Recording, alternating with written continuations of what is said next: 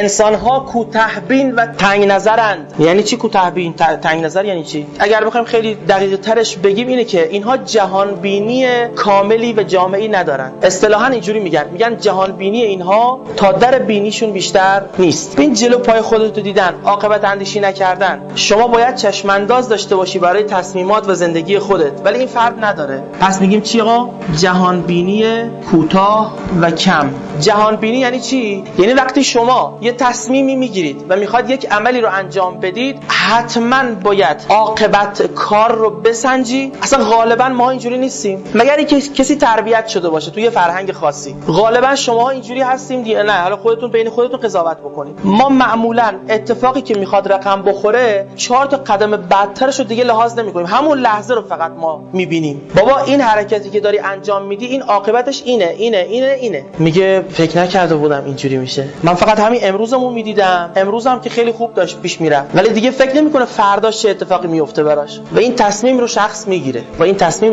یعنی شخص بدون اینکه عاقبت کار رو بسنجه به همین امروزش اکتفا میکنه و تصمیمات آنی رو میگیره.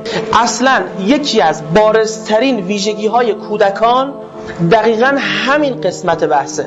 یعنی چی؟ یعنی به فکر فردا نبودن به معنای واقعی کلمه. شما مثلا یه پول بهش میدی، این پول رو میده، مثلا شما 1000 تومان اگه یه بستنی باشه، اگر 2 تومن یه بستنی باشه، شما 10 تومن بهش بدید، مثلا چند تا بستنی میشه 5 تا بستنی میشه. همین 10 تومن رو امروز همشو میده 5 تا بستنی همین امروز همشو یه جا میخوره. بابا خب این میذاشتی فرداش هم مثلا یه دونه میخوردی، دوباره روز بعدش هم یه دونه دیگه میخوردی. اصلا من الان امروز هم میخوام کیف بکنم، بعد فردا حالا هرچی بخواد بشه.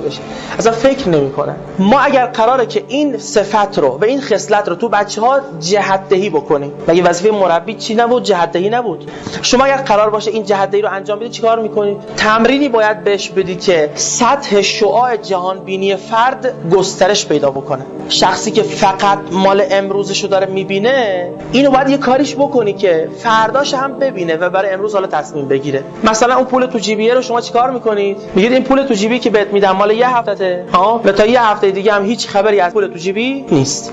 میتونه خرجش بکنه و یه هفته دیگه کلا همینجوری گشنه باشه، نگاه به این اونو کنه، میتونه مثلا تقسیم کنه، پس انداز بکنه، میتونه. یا مثلا شما توی بحث افرادی که دعوا میکنن و به راحتی دل یه نفر رو میشکنه، داد و بیداد میکنه، دل میشکنه، فحش میده، چیکار میکنه؟ اینو شما چیکارش میکنید؟ بچه‌ها معمولا اهل دعوا هستن دیگه، نه؟ خیلی کم پیدا میشه بچه‌ای که دعوایی نباشه، معمولا برای اثبات خودش، برای حفظ منافع شخصی خودش، چون جهان بینی بسیار کوتاهی داره و آینده رو نمیتونه نگاه بکنه، از بالا به مسئله نگاه بکنه. سریع تا یه نفر تازه با هم رفیقان دارن بازی میکنن، یک کم و زیاد میشه، یه تو میگه، یه میگه بالا چشت ابروی بلند میشه، براش مثلا شاخشو نمیکشه، دوباره 5 دقیقه بعدش دوباره میاد آشتی میکنه، دوباره بعدش 5 دقیقه بعد دوباره قهر میکنه، دوباره آشتی میکنه، دوباره جنگ میکنه، دعوا میکنه. ما خیلی تو رفتارمون همین هستیم، ما به همین راحتی ما قشنگ از کوره در میریم، به همین راحتی دعوا میکنیم، بعدش هم پشیمون میشیم. تا زمانی که این اتفاق میفته یعنی ما هنوز بچه‌ایم، یعنی ما هنوز نتونستیم از اون سن کودکی مرحله تربیت رو خوب عبور کنیم و از این مرتبه به یه مرتبه بالاتری سیر بکنیم. وقتی من عاقبت این دعوا و این ناراحتی و این عصبانیت رو بسنجم و تحلیل بکنم، هیچ وقت عصبانی نمیشم، چون میدونم عاقبتش پشیمونی، عاقبتش باید برم معذرت خواهی، عاقبتش باید برم خودمو تحقیر بکنم، عاقبتش اینه که من نمیکنم اصلا.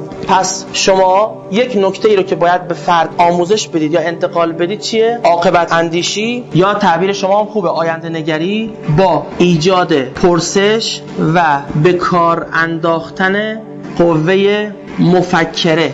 ما بهش میگیم مثلا رفته روی مثلا مبل شروع میکنه به اینجوری میپره، مبل میره بالا میاد میزنه. خب این 4 بار دیگه شما این کارو بکنید مبل پاره میشه. مبل که پاره شد یعنی مثلا من باید 15 میلیون پول باید بریزم دوباره بعد از نو مبل بخرم. این خسارته هیچ دلیلی نداره که الان اتفاق بیفته، یه اسرافه، واقعا اسراف. خب من میخوام به این بچه بگم که بچه نپر، مبل داری خراب میکنی. شما چجور برخورد میکنی با این بچه؟ میخوای جایگزین بکنی فقط که این حسشو مثلا تخلیه بکنه ولی به یه شکل دیگه، به قول ایشون مثلا 4 تا بالش میذاری، بیا میخوای بپری، بیا این رو این بپر. الان این چوی طوریش نمیشه ولی این مبل خراب میشه. روشی که فرد رو تربیت بکنه این روش نیست. روشی که در قالب پرسش قوه مفکره فرد رو به کار بندازی و شخص خودش متوجه اشتباه خودش بشه، یعنی عاقبت کارش رو برای خودش به رخش بکشونی. بگی مثلا من نمیگم به نظر شما این 4 بار دیگه ما رو این مبل بپریم چه اتفاقی میفته؟ به نظر شما چه اتفاقی میفته؟ میگه خب بالاخره پاره میشه. اگر خوب سوال بپرسید جواب درست میده. بچه تو هر سنی هم که باشه اگر اونو به فطرتش مراجعه بدید بهترین پاسخ ها همیشه میده. ما فطرتمون فطرت الهیه، همه پرسش ها رو پاسخش میدونیم، ما نمیخوایم عمل بکنیم بهش. خودمون یه لحظه به خودمون مراجعه بکنیم جواب سوالاتمون رو میفهمیم. چون علم آدم الاسماء کلها، خداوند همه علوم رو در سینه من و شما قرار داده ولی ازش استفاده نمیکنیم. اون کلیدی که روشن بشه چراغ خانه علم و دانایی رو ما بلد نیستیم کجاست. کلید گم شده. قانون فرسایش رو باید براش توضیح بدی و قانون تدریج هم باید بهش بگی. فرسودگیه. مثلا این سوالو اینجوری بپرسید، میگید که آقا مثلا این مبل رو ما چند سال میتونیم ازش استفاده بکنیم؟ فرض عمر مفیدش 10 ساله یا 5 ساله. اگر ما دائما اینو تو فشار و توی ضربه و توی بپر قرارش بدیم عمر مفیدش کمتر میشه یا نمیشه؟ مثل اون نوشابه‌ای که طرف میخوره، میخوای بهش بگی که نخور ضرر داره، اون طرف سری میاد جواب میده، میگه کی نوشابه خورده مثلا مرده که مرده باشه؟ ما که والا 10 سال نوشابه داریم میخوریم هیچ اتفاقی هم نیافتاده. شما چطور سوال طراحی بکنید که فرد اون پاسخی که شما میخواید بده؟ یه مقدار ظرافت داره، یه مقدار دقت میخواد، یه مقدار فکر میخواد. یعنی خودت باید از این قوه مفکره بالای برخوردار باشی که بتونی قوه مفکره فرد مقابلت رو برانگیزانی و الا جواب نمیده. یا کنین نوشابه به صورت عمومی، خب ما نمیگیم که درجا شما رو میکشه ولی میخوایم ثابت کنیم که نوشابه یه مرگ تدریجی ایجاد میکنه. یعنی عمر مفید شما رو که باید مثلا 90 سال با سلامت زندگی کنین توی 35 سالگی 40 سالگی دیگه بدن شما به پت پت میفته. هر روز یه جایته، یه روز قلبته، یه روزی مثلا چشمته، یه روزی مغزت فلان، بالاخره بخوای 60 سال عمر کنی 70 سال به این سختی میگذرونی عمر رو. این کیفیت رو که در به تدریج داره فرسایش ایجاد میکنه براش توضیح میدی، بعد حالا ازش سوال میخوای، جواب میخوای، سوال میپرسی جواب میگیری. حالا شما میگید یا مثلا ببین اصل قضیه اینه که شما باید عاقبت اندیشی رو در وجود فرد تحریک بکنی و ایجاد بکنی. به چه شیوهی؟ ما میگیم بهترین شیوه پرسشه. پرسش با چه کیفیتی باشه اون دیگه فکر میخواد. خیلی مهمه. یه سوال بپرسی طرف تا عمق فاجعه خودش بخونه.